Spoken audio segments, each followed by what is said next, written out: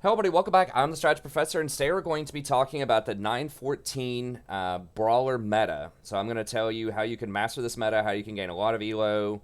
So first, we're going to go over some of the key meta changes that happened, largely as a result of the patch notes, why I think that Void Brawlers is the way to go with them, and then we'll talk about how to get through the early game, the mid game, and the late game, and sort of the decisions you should be making to gain a lot of elo.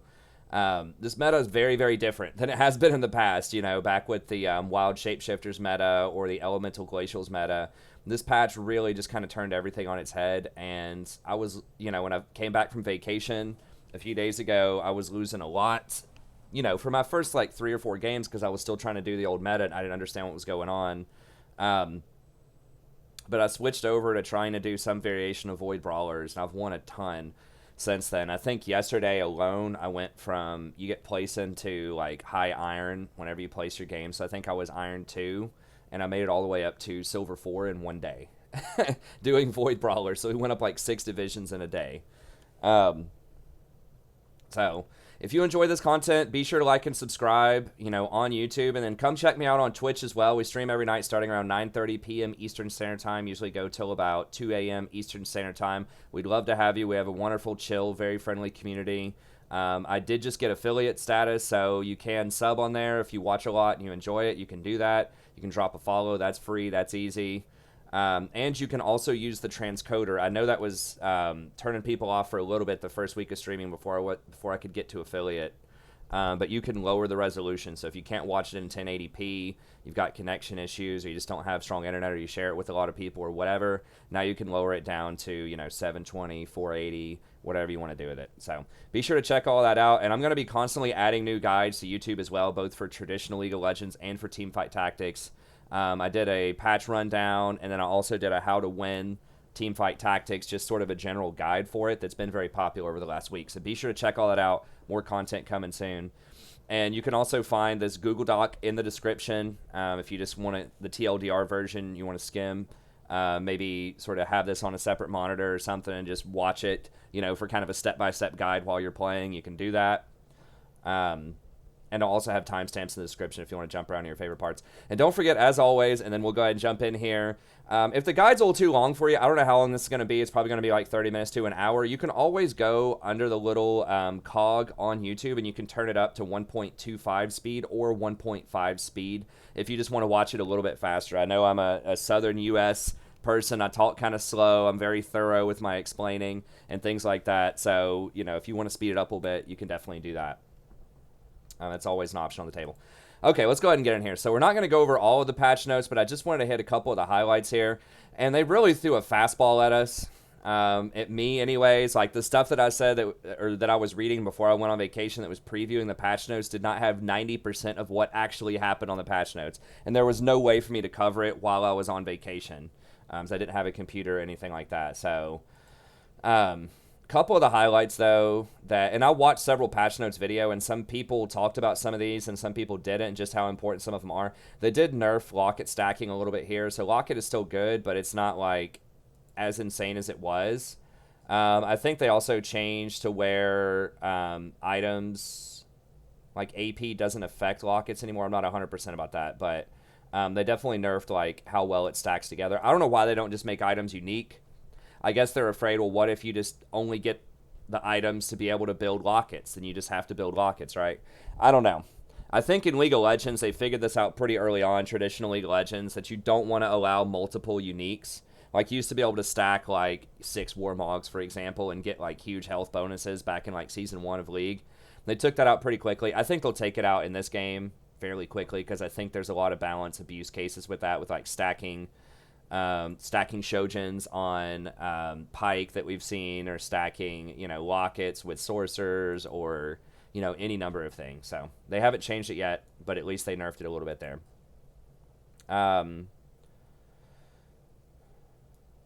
Okay, so they fixed some of that stuff. Twisted Fate, he's not that great. He's good if you're just trying to get the pirate bonus early. He's serviceable, but you definitely want to change off of him later. Rank systems in effect, we talked about that in my my how to win in ranked video, so check that out. Now, this is one of the biggest things and one of the most meta defining things here is the attack speed changes, and that's something that Wouldn't be really obvious if you don't pay attention to this a lot and if you didn't watch a lot of other patch notes analysis video by like Freak, for example, that I watched. But basically, in traditional League of Legends, there's a ratio that each champion has for attack speed. So someone might have a 0.5 attack speed ratio. Someone might have a 0.7 attack speed ratio.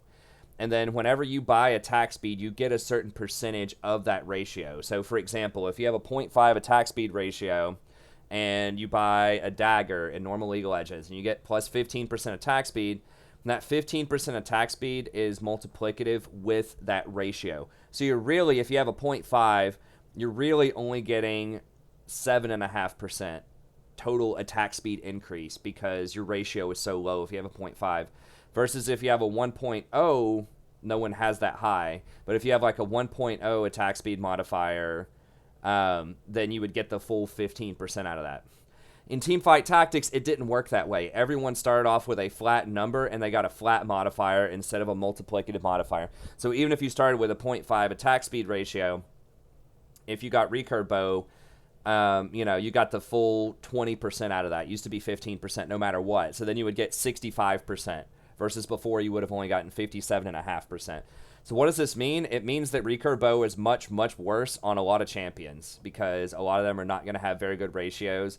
And just in general, it lowers attack speed across the board because almost nobody has a 1.0 attack speed ratio. I think it's like Kale has like a 1.1 in Teamfight Tactics. But everyone else is lower. And so this is a very heavy nerf to recurve bow, especially on bruisery type of champions. So things that do not have very high attack speed to begin with, the non-marksman, it's a big nerf. So that means that other items are going to be a lot stronger, which we'll talk about here in a second. But that's probably one of the biggest meta changes there is that they just had a tremendous nerf hammer to recurve bows here, which it deserved it because recurve bow, it was like by far the best item that everybody was wanting to get for numerous patches. Whether you were trying to stack rapid fire cannon, which was like the most OP item last patch, or Ginsu's, or Phantom Dancer, there were just so many good things you could do with recurve. It was just really OP. So they've changed that. They made it now to where you get usually some gold if you don't get an item. I don't know why they don't just make it standardized items, like every time you do a round versus PvE round that you get an item. It could still be a random item, but then you would know how many items you're going to get throughout a game, and you could play accordingly, even though it would be different items. Because it still can feel really bad if you get like 3 gold and someone else gets, a BF sword to complete their Shojin, or a BF sword to complete their Bloodthirster. Like, that's not the same value, right? Items are way more valuable than gold most of the time because they're a lot more rare. So it's nice. They're helping you out if you get item screwed, but like there are ways to work around it. If you play enough games, it does even out over time. It just adds a little bit of extra variance in there, a lot of extra variance that I wish they'd take out, and I think eventually they will. Okay, the last couple of ones, I'll just hit right here because I don't want to spend too long on that. But yeah, attack speed was a huge nerf. Locket and Zeke's got changed to where it doesn't affect everybody around the champion anymore. It only affects people in the same row, 2 spots away. So that's changing the positioning in the meta to where everyone wants to do a flat back positioning most of the time. So what I mean is you just line up all of your champions on the back line instead of clumping them up in a corner. Clumping them up in the corner was the best for a long time because that would give you maximum surface area for your Zeke's or for your Locket. Because then you could touch, I think, like 9 different champions. With that, it'd be everybody around you. But now you want everyone just stacked up in the back so that you get maximum surface area for the Zeke's. And so that's kind of changed the way that meta works. And that's basically a buff to Assassins because it's forcing people to spread out a little bit more and not just camp in the corner. And so Assassins in general are a lot stronger. We'll talk about that a little bit more here in a second. But that is a huge thing. Not only because Assassins don't usually use a lot of attack speed items, which got tremendously nerfed, which that is true. They usually use more, it depends on the Assassin, but like Shojins or, Death Cap, Luden, stuff like that is going to be more popular. But yeah, the nerf to recurve bow and the positioning changes are going to make Assassins a lot better. A bunch of defensive items got nerfed as well, so like, Cursed Blade got nerfed. Like, there were a lot of bug fixes on this to things getting nerfed. We'll talk about individual champions here in a second. Blitzbrom, Rek'Sai. items. Yeah, items no longer benefit from ability powers. That's what I was just talking about. So you can't really stack sorcerers on lockets anymore, which I'm glad they got rid of that. Spatula now gives double bonus, so Spatula is even more valuable now, which is cool. But Cursed Blade can now drop things to 0 stars. So when something loses a star, I don't think it doesn't lower their health by that amount because they've already started the game with that, but it does lower their ultimate damage and their base attack damage as well. So it does lower some pretty useful stats there. And there was some bug where Cursed Blade would reset an enemy champion's level if it triggered a second time. So I don't know. That's important, though, because now it actually works as an item. Guardian Angel was buffed, which is pretty good. Locket changes, we mentioned that. Luden's actually worked, because I had heard that, people were taking like 20 damage instead of 200 damage on Luden, so now that's a lot more viable. Rapid Fire Cannon does not work on Nidalee anymore, or like champions that change range. It was mostly just Nidalee that abused this.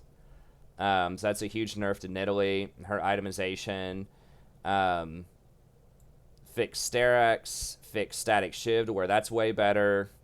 Thornmail now does true damage and mitigates 100% of the physical damage that you block total.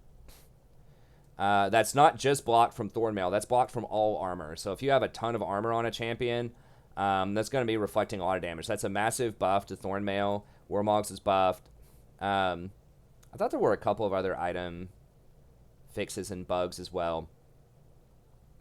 But either way, so the offensive items got nerfed, most notably the recurve bow items, and a lot of other kind of defensive boutique items got buffed. So like, for example, Guardian Angel got buffed, Frozen Heart got buffed, Thornmail got buffed. I think indirectly things like Swordbreaker and Hush got buffed because of the on-hit. We'll talk about in a second how strong that is. So yeah, that's just like a complete 180. So now the best items to be getting, what you want to be getting a lot of the time, are actually Negatron Cloaks and Chain Vests, whereas before it was almost always like Recurve Bow and BF Swords. But if you're going on hit builds, like, you got to have the Negatron Cloak. You can get Cursed Blade, Hush, and Swordbreaker, which are all really, really good. And then in certain situations, Dragon Claw can be pretty clutch, or Bloodthirster can be pretty clutch too. Then Chain Vest, Phantom Dancer is still going to be good, and then that gives you access to Locket, Swordbreaker, Red Buff, Frozen Heart. I mean, almost everything in here is good. So it's like I said, it's a complete 180 from what it was the previous patch, where these were like arguably the two worst, especially Negatron Cloak was just trash. But now with the meta shifted around, it's a lot better. So some of the key individual champion nerfs: Gnar got nerfed, Brand got nerfed, Shapeshifters got nerfed pretty hard, Elementals got nerfed, and Demons got nerfed. 2 demons, which was the most common setup for demons. Like Brand plus Varus or something, and your elemental comp got nerfed a lot. So now you have to go all the way up to 4 demons, and that's still a little bit worse. So demons are far worse, and they nerfed Elise a lot from on the PvE. So on the PvE, she was running rampant, and that's why I had Elise as my picture for the patch notes. But then just out of nowhere, didn't preview it, they just crushed her. I think she spawns 1 less spider, which is a big deal. She is tier 1, but her mana cost goes up a lot, which is a huge deal. It takes her much, much longer to transform now. Like, the extra mana cost is very, very big. People underestimate this. They don't talk about that a lot. That takes you 33% more time to transform, and you're pretty worthless until you transform. You get 1 less spider when you do transform. She has a lot less health and a lot less armor, so it's way more likely you're going to die before you ever transform. So that's another hit to demons. You just can't get a lot of demons early. It's like Varus is good, yes. Brand was good, but he's been nerfed some. But it's just really hard to get a lot of demons online with most traditional kinds of builds. So that's a nerf. Elementals probably needed a nerf, but like Brand nerf, in addition to Elemental nerf, Brand, his mana cost went up by 25, which once again, kind of like Elise, very, very big deal. It's a 25% increase before you can ult, and you're pretty worthless before you ult. Now, Brand does charge his mana twice as fast because he's an elementalist, but that's still a pretty brutal nerf, especially because people aren't going to be clumped up as much in corners. They're going to be on the back line lined up now because that meta I just talked about again because of how Locket and Zeke's are working. So it's pretty bad for Brand overall. And then the Shapeshifters, I think that Like, Gnar specifically got nerfed. Yeah, his health went down by 100 and his armor went down, so once again, more likely that he's going to die before he transforms. He's still going to be strong, but that's just something to keep in mind. And then the shapeshifters don't get as much health for their bonus as they used to. They only get 65%. So for like higher star shapeshifters, like silver shapeshifters, I think it's close to even, maybe a little bit of a nerf, but for like tier 1 shapeshifters, it's way worse. So like in the early to mid game, it's going to be way, way worse for Shyvana and Gnar until you get them up to tier 3, which is going to take a while for Gnar because he's a level 4 champ. So yeah, overall, wild, elementals, and demons are all weaker, and that is a lot of the meta that I thought was strong in the previous meta, like some variation of like glacial elementals or wild elementals, I think were the two best things to go, and then splash demons, right? Like get a Varus to go with your brand or something like that. So that's rough. They did buff Kennen, which helps a little bit, but they nerfed Brand. Lissandra is still not great, and Anivia is a tier 5 champion, and they nerfed Daisy twice. They cut her damage in half, and they knocked off a lot of HP off of her, so that's pretty brutal. Now, some of the buffs, which we'll get into why Brawlers are good here. If you'll notice, 3 of the Brawlers got pretty significant buffs. Volibear is disgusting right now. That's the number one reason that like Brawlers are so strong, is that Volibear is just out of control. He was already like okay earlier because he's Glacial and Brawler, which means he can stun and he has a lot of health. But now he's just crazy, especially with, like I said, the nerf to recurve bow makes things like the Negatron cloak and the chain vest a lot more appealing. And his ultimate, whenever it splashes to different people, it triggers on-hit effects. So that means that you can like silence, 4 people on their team, or disarm 4 people on their team, or stun 4 people with his glacial passive, or apply red buff to 4 people, curse blade on 4 people to lower all of their stuff. It's just nutty. Like, you can throw almost anything on him. Like, any sort of on-hit effect is just going to be very, very good on that champion. And they buffed him 4 times. So they gave him 50 more health early. They increased his attack speed. They lowered his mana cost, which means that he's actually going to transform, go into lightning mode 25% faster. And they increased his base damage on the lightning. So now even a level 1 Volibear is going to do 80% of his physical damage, splashing to everybody. So he's just really difficult to deal with. And so he's going to have a ton of health. I think a silver Volibear has like maybe 1,400 health. Maybe it's not quite that much. Maybe it's like 1,100. And then he's also going to get, let me just see. Yeah, silver Volley has 1,260. He's going to get 700 from the Brawler bonus, so he's going to have like 2,000 health. It's pretty nutty. And he has really high base armor. 35 armor is really big.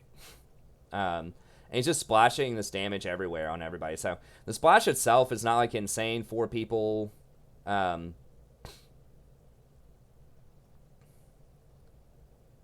secondary targets and applying on-hit effects.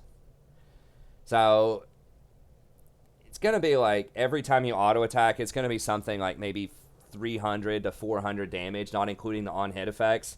I mean, I've seen Volibears regularly, if you beef them up, do like 5,000 plus damage in a team fight. Not they have the damage meters. I've seen it get as high as 12,000 damage in a fight one time with a Volibear when he had a bunch of on-hit effects stacking. So he got some huge buffs. Rek'Sai, actually, this is something that a lot of people weren't talking about, but Rek'Sai has been one of the really weak links in the Void Tree and in Brawlers because she just sucked before. It just took her forever to come online, and then her burrow, she stayed burrowed for a really long time, and it just didn't do a lot of damage. Like, she was just kind of trash. So she's not like amazing, but she's serviceable. Now the burrow duration is down by 33%, which means that you're going to go in and like pop up faster, so it's a lot more reliable that you're going to hit the person.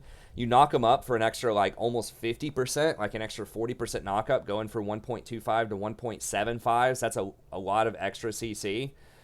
And it does a lot more damage. So at level 2, it used to only do 200 damage. Now at level 2, it's going to do, 225 extra damage, I think?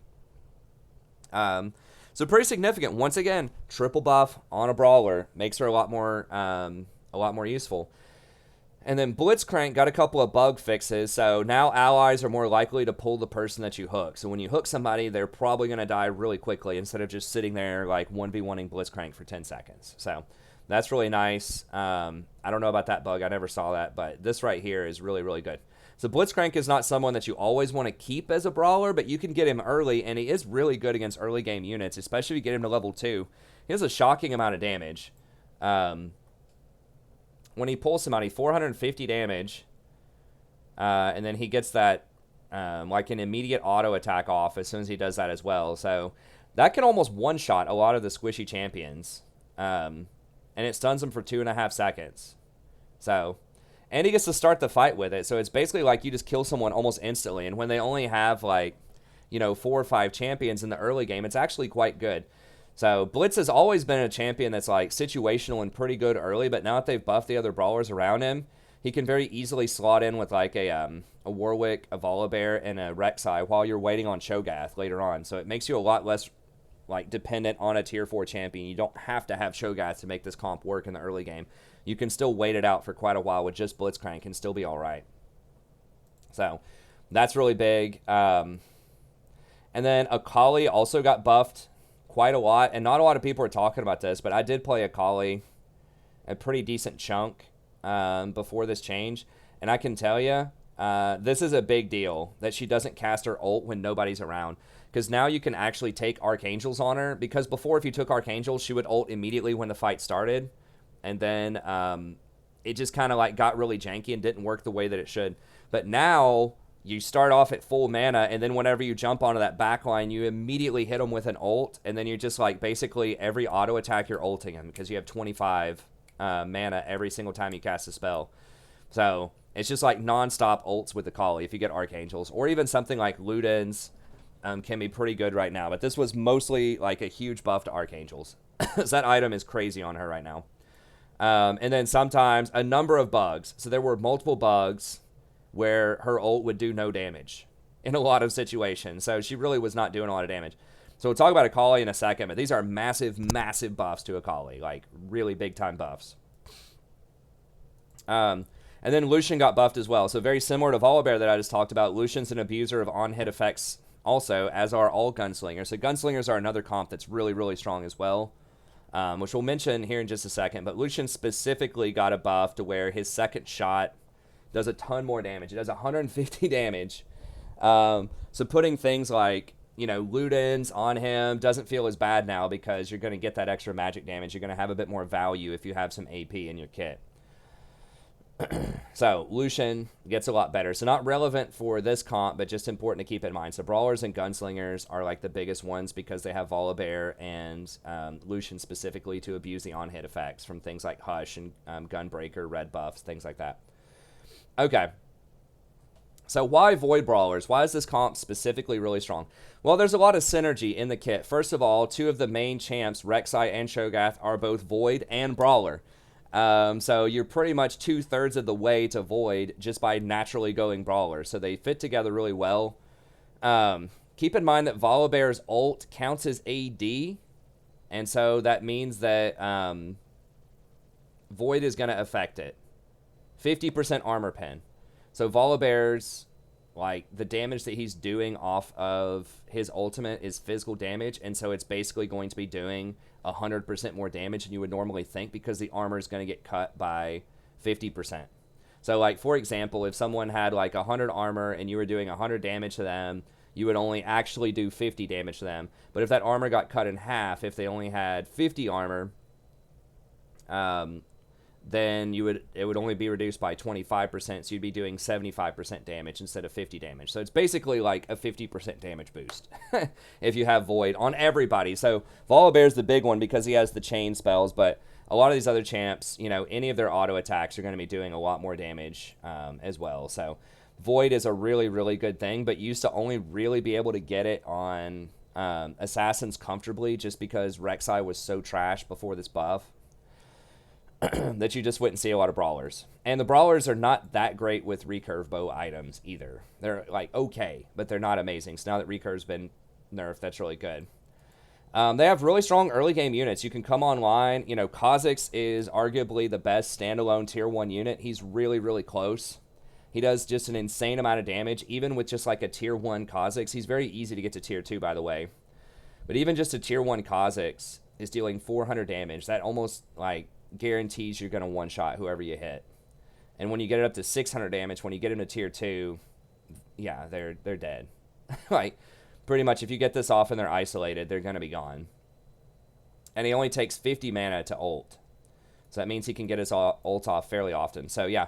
And you're going to get a lot of isolation scenarios early on. You know, when there's only like 3 or 4 units on the board, you're probably going to get them isolated. So, Kha'Zix very, very good early. Kassadin very good early as well, because every time he auto-attacks, he gets a shield.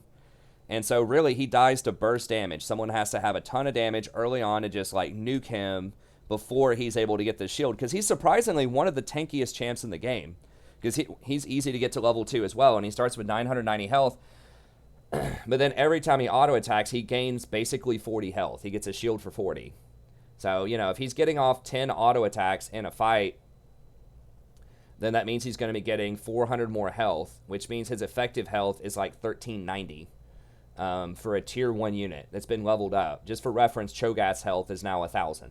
So he's going to have like 40% more health than Cho'Gath in a normal fight. So just let that sink in for a second, that he's that tanky, that he gets that much extra health off of that shield. Because I mean, there's nothing that erases shields, I'm pretty sure, in the game. So just straight up, like, it's like you're gaining health, pretty much. It lasts for 4 seconds. So, like, maybe if you're having to walk all the way across the map or something, but realistically, you know, it's happening. It's basically health. And he stops other people from ulting, right? So not only does he have, like, a huge amount of health, but he stops enemies from being able to use their ult. So, it's just, he's a really, really tanky disruptor type of champ that's very, very strong over time. He has a shocking amount of effective health, much more than like any other tier 1 like higher up unit. So he's really, really good early as well.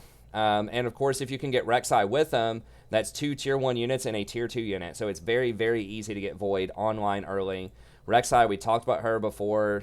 She's a lot better now. She's got more health. You know, she heals whenever she goes into the ground. I believe she still heals, right? I don't think they touched her healing. It didn't say anything about it, but she heals when she goes in. So, you know, that gives her even more effective health, kind of like Kassadin there.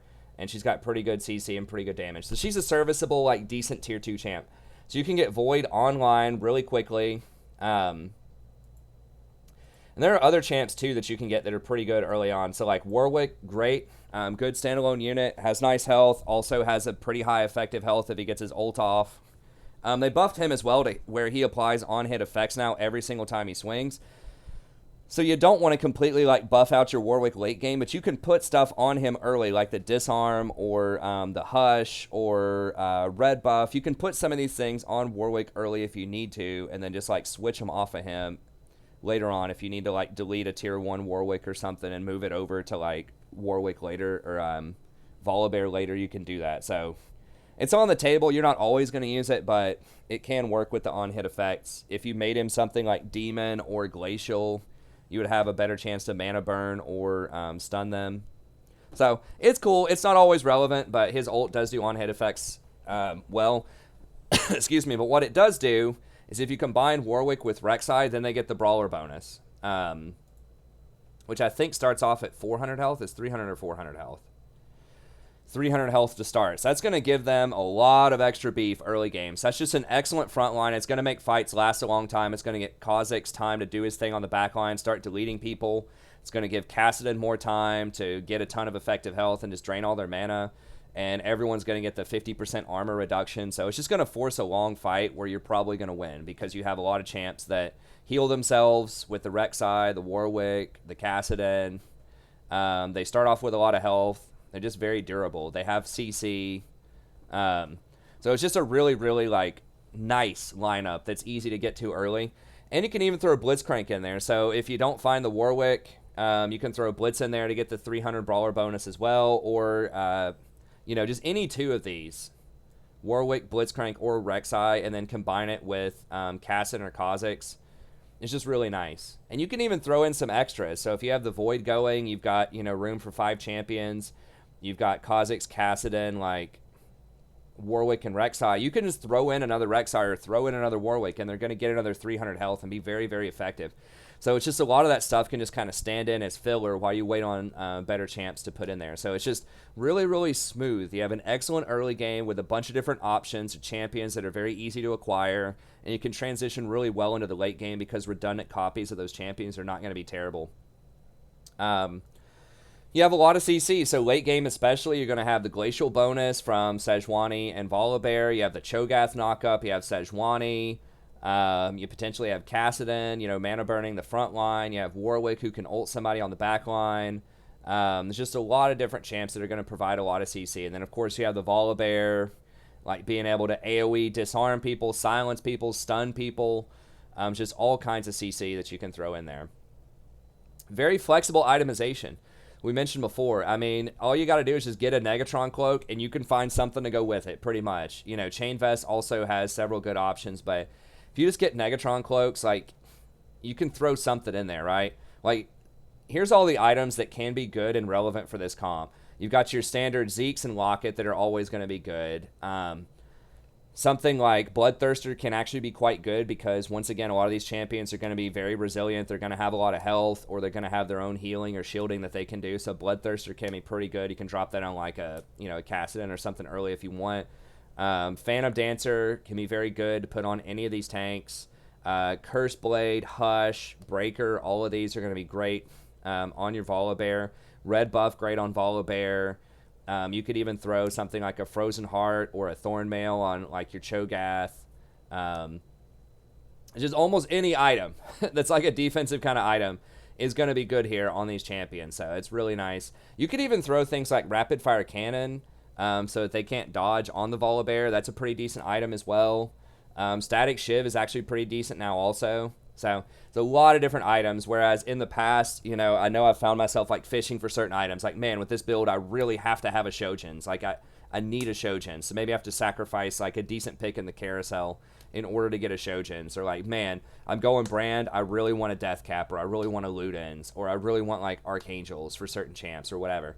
You don't have to do that anymore. You have very versatile. And you can even get some of these AP builds if you go for a Kali, which I'm going to talk about later, but it's okay if you want to even do something like Archangels or Ludens or even Death Cap or whatever. If you just get stuck with a lot of needlessly large rods, it's not the end of the world. You might have to wait a little bit to make an item out of it if you can't do Locket, but you will find a home for those items on a Kali late game if you need to. So it's like pretty much almost any combination of items can be like at least somewhat effective with this build, which is really, really nice compared to a lot of other builds I've done in the past.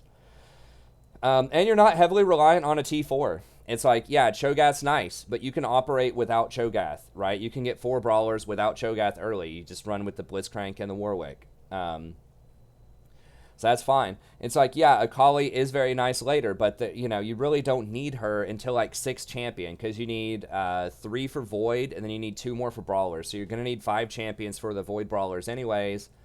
And so you can wait a little while. If you don't see that Akali early on, you can get it. Hey, thanks for the sub. I appreciate it. Thanks for the follow, rather, on Twitch. I appreciate it. So it's nice. You have good tier 4 options, but you aren't completely reliant on it. With the Wilds comp, if you don't get a Gnar, your comp sucks. Like, you're out of luck, basically, because Rengar was not that good. He's still not that great, although he's a little bit better than he was. But if you're just sitting there on, like, Warwick, Nidalee, Ahri, like, waiting on that Gnar, and you don't find him, you're going to lose, right? And then you really, really need that Gnar to be a high level also. Or like, maybe you're waiting on Aurelion Soul. Like, maybe just don't have the AP damage to put it all together until you get Soul, right? Or like Brand was another really popular one with the Elementalists. If you don't get Brand, the build kind of sucks, right? Because you're not going to get Anivia in a lot of games, at least not until really late. So you really, really need that Brand. So if there's someone else who's going for the Brands, or you just don't find one in the carousel or whatever, or you just are unlucky on your rolls, your whole build falls apart, right? But this is much more flexible than that, right? Because you can still operate. Like I said, if you don't have Cho, you can wait on him. You can still win some rounds and not just bleed out. If you don't have Akali, You can just throw in some extra stuff, right? You can just throw in an extra Sejuani, or you can throw in an extra Volibear that's tier 2 or whatever, and that's fine. You can still operate. You can still do okay. So that's really, really nice. Okay, so how do you make this comp work? How do you do it in the early game? And how do you transition in the mid to the late game? So, and I just want to make a point here before I transition this, just really quickly. I do think that you can go Brawlers plus Gunslingers. I have tried out that build. My issue with Gunslingers, which I think is the other like really strong comp right now, is that Gangplank sucks. He's still bad. He did get some buffs, and you really need Misfortune for that build to get the 4th Gunslinger online. You don't get a lot of value out of having a 3rd Gunslinger, and that build is really item dependent as well. You need a lot of those on-hit items. So like for Lucian, for example, you know, you want a lot of stuff on the Lucian, right? You want either like Shojin, or you want like Hush or Swordbreaker. Like Lucian is going to be your carry in a lot of the games. I mean, you can make it like Tristana, I guess, or Graves. You know, Graves can carry too. Graves did get nerfed on this patch. He lost 50 health, which is a pretty big deal early on. But, you know, you can load him up with, like, red buff or, you know, just your standard on-hit stuff. Your red buff, your sword breakers. The thing is, like, he's not very good with Hush because he doesn't have a mana pool. Graves. Hush is very good on Lucian, or it's pretty good on Lucian. Curse Blade's still pretty good. So it's like Hush is not as good on him. So it just kind of lowers your options a little bit. You can't really do, like, Frozen Heart on him. Just all the mana items are going to be bad on Graves. So it's like he can carry you, but it does take away a few of the, you know, options that you might have in terms of tier. Lucian can build all of the same stuff as Volley and be pretty effective, I think. Like, you know, he can't do, like, Frozen Heart and Phantom Dance are a little weird on him because he shouldn't be, like, frontlining. But, you know, the Curse Blade, Hush, Swordbreaker, all that stuff, red buff, that can all be pretty good on Lucian. But the thing is, like, you don't want both of them in your same comp because you're only going to have a set amount of items, right? So if you're trying to, like, buff up your Lucian and you're trying to buff up your Volibear, it gets kind of awkward because it's like, who do I put these on-hit effects on? Because you want to stack them all on the same person because they have resistances on them, so it helps you stay alive. And that's why I think with Volibear, just because he has so much health, like he gets 700 extra health, he has really high base armor. That's why I like these items on Volibear a little bit more, just because, like, he's naturally scales so well with resistances because he already has such high defense built into his kit. Whereas, like, Lucian, it's good, but, you know, if you slap, like, Curse Blade, Hush, you know, Swordbreaker on Lucian, like, that's all good, but at the end of the day, you're still going to be a squishy, you know, mage where if they CC you and get on you, you're going to die. So, anyways, it is good on Lucian. He can proc it on multiple people. I would say not as reliably as Volibear can, because that Chain Lightning is going to hit every single attack. There's a 100% chance it's going to bounce and hit other people if they're close by, right?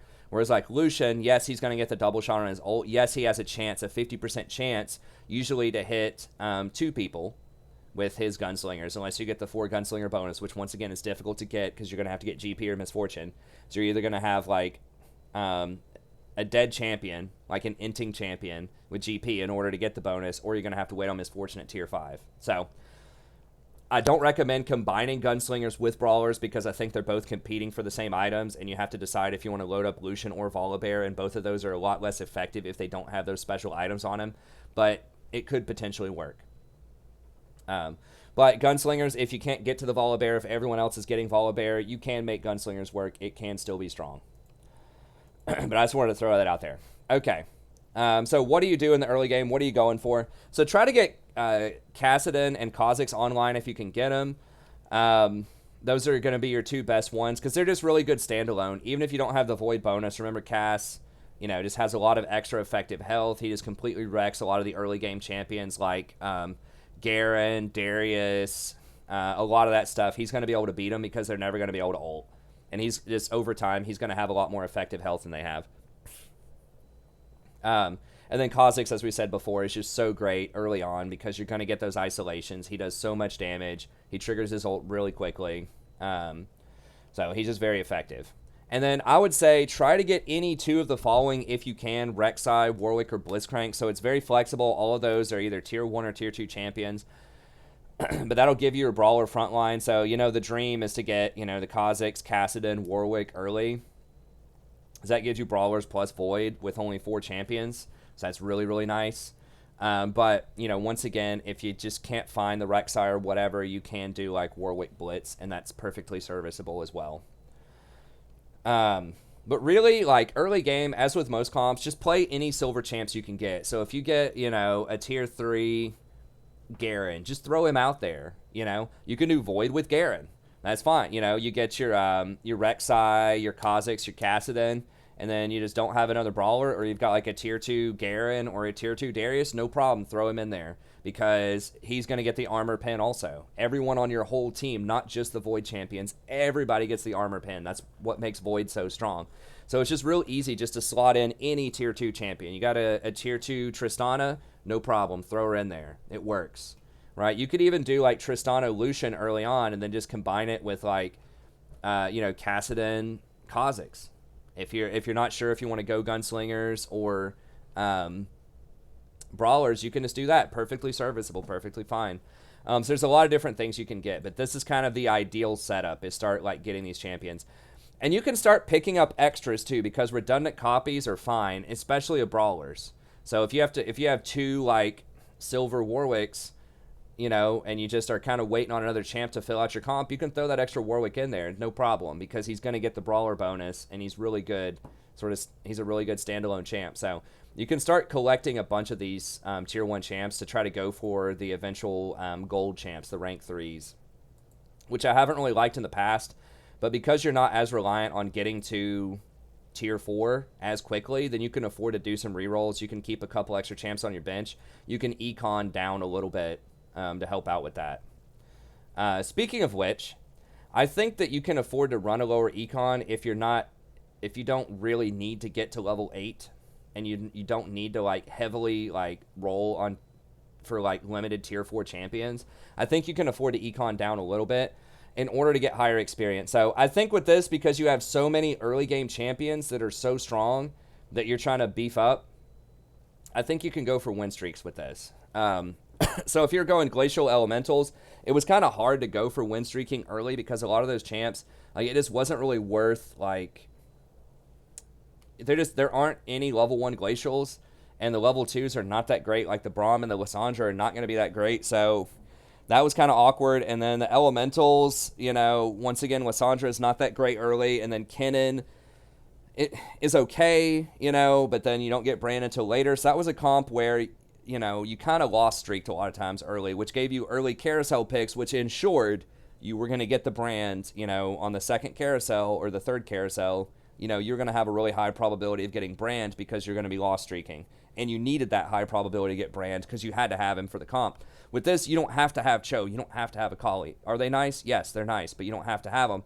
So that means that you can go for win streaks early, and it's not going to be a problem if you're one of the leaders, because it doesn't matter what you get in your carousel. Another thing is any item works. Like, it doesn't matter. Like, yes, Negatrons are nice, but you can get, almost anything to make it work with this comp, right? You're not as dependent on, oh my god, I got to have Shojin, right? I got to be able to get the BF sword in that carousel, or I have to have this tier to make my, cheese pike comp work, or I have to get lockets because I'm going for, like, sorcerer locket stacking. It's not as reliant, and so the win streaking doesn't penalize you as much early. And so I would, and you have really good redundant characters that I mentioned before. You got an extra Warwick laying around, fine, stick him in there, no problem. You still get the brawler bonus, or you got an extra Kassadin, or just whatever. Redundant copies are fine as you try to rank up to get to gold rank in these things. So I would buy experience to go up to level 4. I've got the little chart here. I would buy experience pretty aggressively with this build. So I would buy it right here. A lot of people don't buy this when you have 2 experience after your first fight. Go ahead and buy some experience to rank up for the second fight. That is going to hurt your econ, but it's going to allow you to put an extra champ on the board. And it's going to give you the win most of the time, unless they got extremely lucky in their first couple rolls and they have like 2 or 3 silver champs. You're probably going to win if you buy that, because most people won't buy it. And it pays for itself pretty quickly. Don't forget, every time you win a round, you get 1 gold. And then whenever you start win streaking, then you're going to get additional gold. I think if you win 2, it's either 2 or 3, then you're going to get an extra gold every time you win. I think it's 2. 2 to 5 is an extra gold, and then 5 to 8 is 2 extra gold per win. Then after that, you get 3 extra gold if you're on an 8+ win streak. So early on, it's pretty achievable. You get 1 gold per win, and then when you start win streaking, you get an additional 1 gold for every win. And so really it pays for itself if you just win like, 3 rounds. It'll end up paying for itself. So yes, it does drop your econ early, but it's investing in the future by allowing you to start stacking up your streak. So I think that one's definitely really easy to justify. And then I would also buy, once you get to 6 XP here, I would heavily consider buying as well. Just to, once again, especially if you're win streaking, just to keep the momentum going, just to throw in some extra champs. And this will also give you a much higher probability of getting your tier 3 champs early. So when you jump to level 4 there, when you buy that experience right here that most people aren't going to buy, you're going to get a bunch of extra free rounds of higher experience. You're not going to have to re-roll for these champs. And remember, a lot of your key champs, most notably Volibear, which is like huge for this comp, you're going to have a much higher chance of getting that Volibear online. And you get a higher chance of getting level 2s as well. So this jump right here from level 3 to level 4 is a very, very big deal for trying to get those Volibears. And then making that jump once again over here, the level 5, is also a big deal. That's 10% more chance on the Volibear, and it doesn't hurt you on your tier 2s. It does hurt you on your tier 1s, but realistically, you don't need a super high level tier 1. Like, it's nice to have Kassadin or like Kha'Zix if you can get them. But really, like, the main one that you want to be fishing for is the Volibear. That's what you want to try to get up to rank, gold rank, if you can. But yeah, if you have an opportunity to, grab a Warwick or a Kassadin or a Kha'Zix, that's fine. You'll still have a decent chance of getting some of them as the game goes on. But you really want to get to that tier 3 ASAP, and so that helps you out. So it helps you with momentum, helps you win streak. It doesn't matter if you're going to get a low pick in the carousel, that's fine because you're so versatile. And it's going to help you get those Volibears online a lot faster. It'll eventually help you get your Chosen, your Akali's, if you continue to level up. So, the next one after that is 18. A lot of times, I like to wait until I'm at least XP 10, and then I'll buy two helpings of this to get to level 6 to pop 18. And then that's when you can kind of start chilling a little bit. That'll give you a 10% chance here, a 30% chance on the tier 3s. So that's a really nice boost at level 6. And you can kind of chill. You can re-roll a little bit. You can econ there if you need to until you get up to 30. And then sometimes when I get to 10 XP here, I'll just buy all the way up to 30 again if I'm on a huge win streak. And then that will give you 15% chance to get to the tier 4 champs. So that's pretty nice. And then you get 33% chance there. You start to lose a little bit more with your tier 2 and tier 1s, but that's fine. This will really allow you to find those Cho'Gaths on your rerolls, and it'll let you find your Akali's as well. So that's kind of where you want to be in the late game. And then a lot of times I just sit here. I won't go for the 46 for a long time. I'll just reroll and just try to get, make sure all my champions are at least silver. And if I'm getting, some pretty good rolls, if I'm starting to get a pretty good shot at getting a gold champion, most notably Volibear.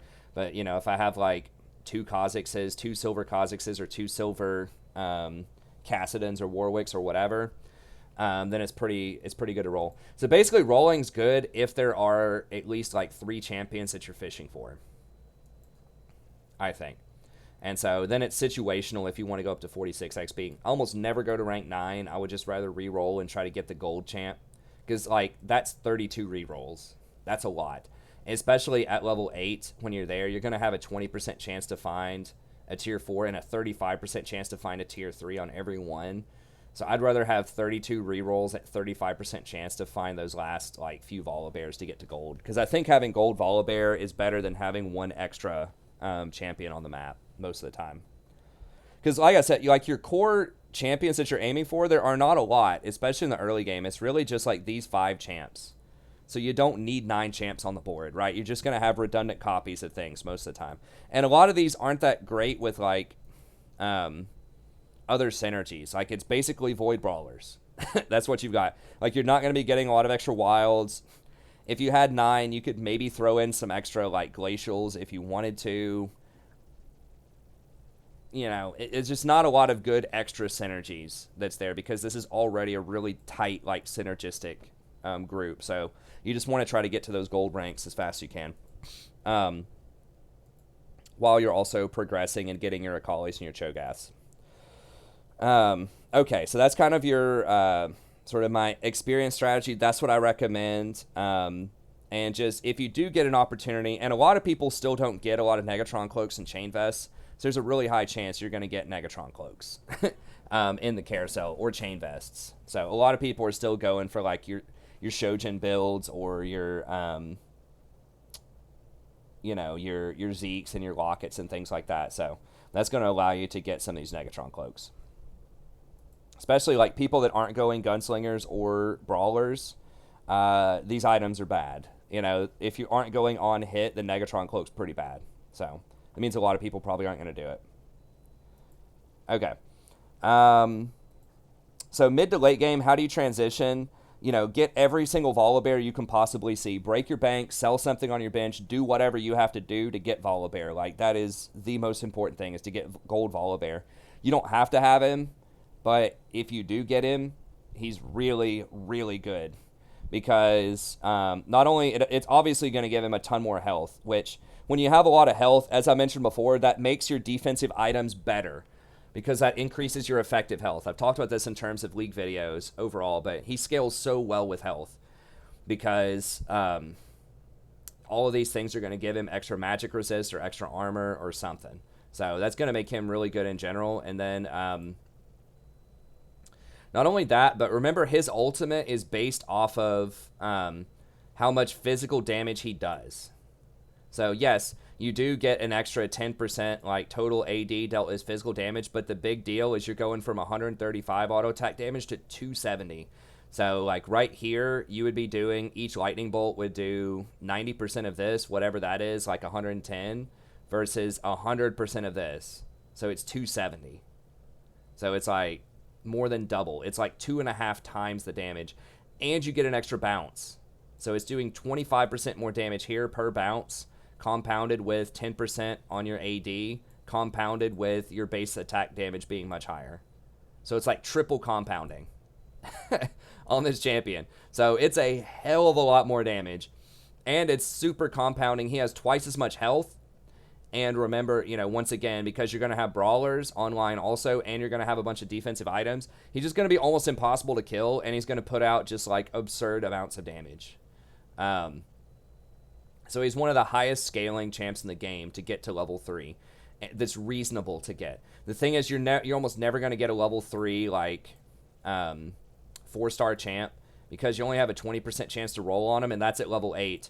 You know, at level 7, which you're probably going to spend a lot of time there, you only have a 15% chance.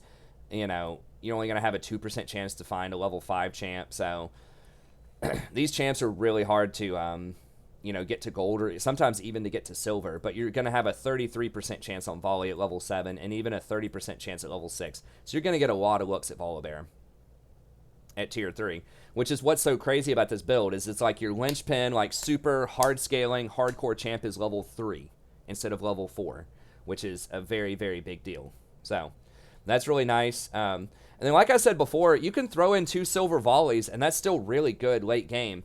You know, if you're like level 8 and you're just sitting on like 2 silver volleys, just drop them in there. He's still going to get the plus 700 or like plus 700 HP off of Brawlers, which is really nice.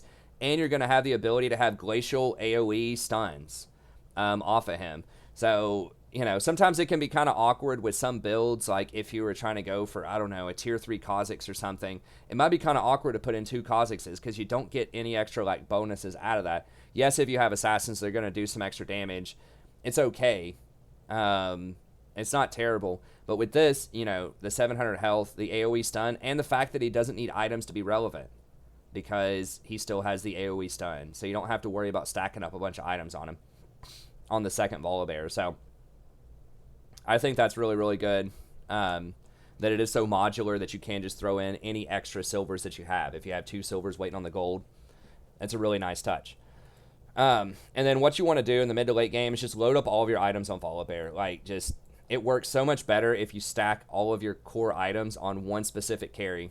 So, like, putting everything on Volibear is a lot better than making, like, stuff for, like, than getting, like, a Frozen Heart for Cho'Gath and getting, like, a Phantom Dancer for your Kassadin and, one item for your Volibear. if at all possible, you want all of it on Volibear.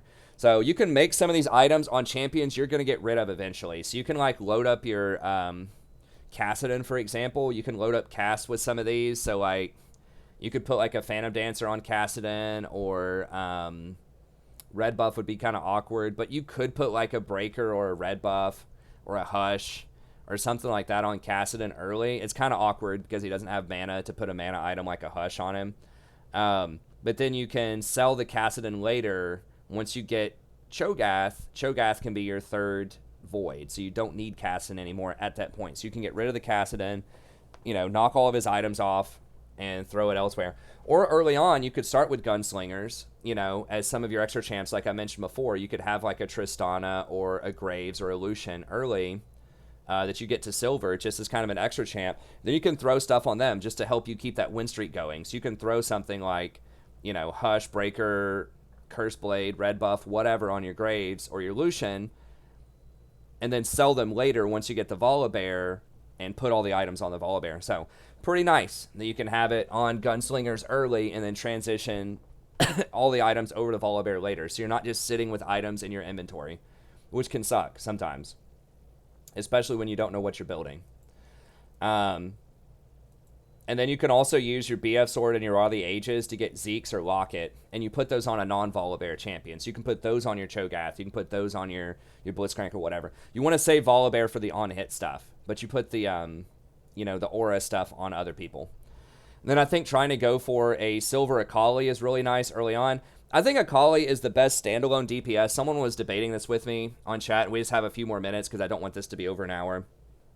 But I will make the case for Akali. You basically have your option of just one standalone champ that's like a hard carry that you can put in there. You can just stack up extra like Sejuani's or Warwicks or Cho'Gaths or whatever. But I think having one like big AP threat is nice. And then also having someone like either ranged or an assassin is good, because with Brawlers, they're going to all be melee, and that can really suck. Like, the AI is not that great with melee, so if you try to throw too many melees in there, usually there's someone that's just, like, standing around doing nothing. I'm sure you've all seen that before, and that sucks. So, like, having an assassin really helps out because they're going to get onto that back line, do a ton of damage, and they're going to give you much better spacing. You're already lining up anyways with this build, so that you can use Locket and Zeke's. So it's just perfect for assassins. Also, Akali is going to be somewhat resilient to other assassins, because if they're running an assassin comp, your Akali is going to your Akali and your Kha'Zix are both going to go invisible and jump right past their assassins onto their backline. So now you have your assassins on their backline, you're hitting their Draven, you're hitting their Lucian, their Tristana or whatever with your assassins, and they're hitting your like Volibear, your Cho'Gath, your Sejuani. Like, you've got some beef there. So you're going to outlast your backline, which are going to be your Brawlers, and Sejuani are going to outlast their backline, which is going to be usually a squishy range champion. Versus if you ran something ranged, like if you tried to throw an Ashe on the backline, or you tried to throw like a Brand or something like that, they're going to be much, much more vulnerable to the enemy assassins, and assassins are very popular right now. So that is another buff or another perk of Akali. Once again, they did buff her recently as well to where she doesn't have as many bugs, and her DPS is insane. Like, so many people will tell you that Akali is OP, like high-level champs, and after playing her, I used to think she sucked too, because I'm like, what, that damage is terrible? But the thing is, it's 25 mana to do this. So if you get her here, it's 375 for 25 mana. I mean, and it can AoE hit multiple targets, and it can crit. That's the crazy thing, is this can actually crit. So if you have assassins, the assassin buff, which you don't always get with this build, but you could. I mean, this bad boy can crit for well over 1,000 easily.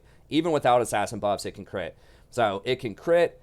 She can trigger it every 25 mana. That's very abusive with things like Ludens or things like Archangels. There's a lot of builds with her that are just disgusting.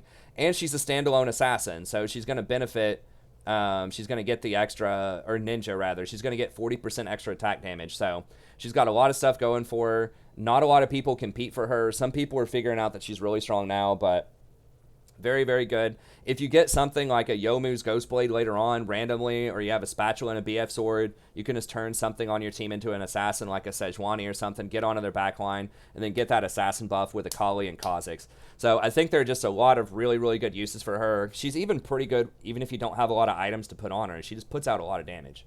So I think she's the best sort of complementary champion to go with the rest of your squad. Gives you a lot of magic damage, gives you that spacing, really good itemization options, has the potential to give you 3 assassins. So you could try something like a Brand, or you could try something like a Misfortune if you wanted to, but they nerfed both of those this patch, and they gave tremendous buffs to Akali with the bug fixes. So anyways, this is your main roster: Volley, Warwick, Cho'Gath, Rek'Sai, Kha'Zix. Optional, Sejuani, Braum, Cho'Gath. You could maybe even throw Eve. They just buffed her if you wanted to on the back line. But anyways, that's going to be it. Thank you very much. Have a good day. Don't forget to like and subscribe, and I'll see you next time.